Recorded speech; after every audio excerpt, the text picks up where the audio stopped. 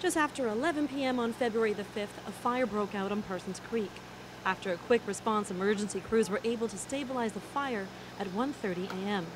And as residents returned to the scene on Monday morning, most of them were met with disbelief as they reflected on the previous evening.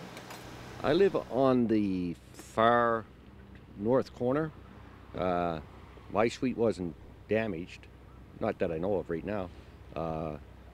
It happened probably, I'm guessing, when my alarm went off, it was somewhere around 25 to 12. By the time I left the building, it was 20 to 12, and the building was already engulfed then. With such a large building, David Oakley was used to the alarm going off. So at first, he thought this was just a false alarm. Because they do go off quite a bit, and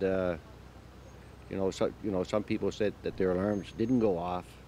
I know mine went off, and I started getting dressed, myself and my fiance, and then when I sat on the bed to put my socks on, then that's when I heard the bang, and it actually shook my bed. So I said, "This is for real." So when I opened up the door, I seen the smoke. It was just like a movie.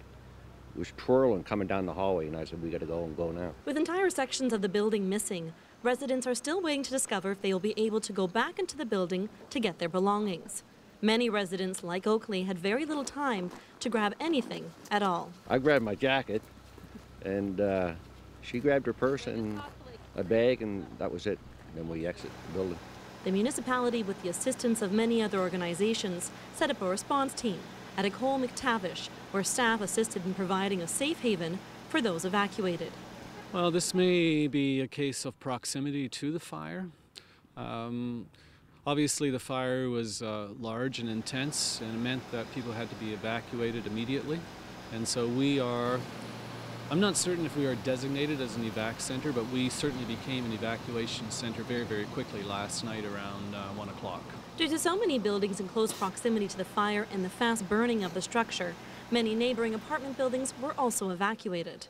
Though many residents chose to stay with friends, family, or at hotels, some stayed at OAKLEY, McTavish with the RMWB emergency response team, causing for the school to be shut down on Monday. The school is shut down for the day. Over the course of the last evening, we had people showing up. Some people had no shoes on, some people had no clothes type thing, so people in real need.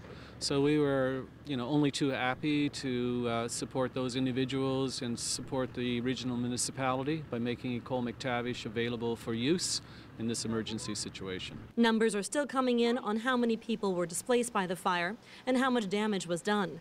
Presently, no one has been reported to have had any injuries. But with so many people losing belongings, the municipality has set up a Twitter and Facebook account with a list of areas to make donations. And if you're one of the families needing emergency response assistance, their hotline is 780-799-8000. In Fort McMurray, I'm BIANCA JADE for Shaw TV.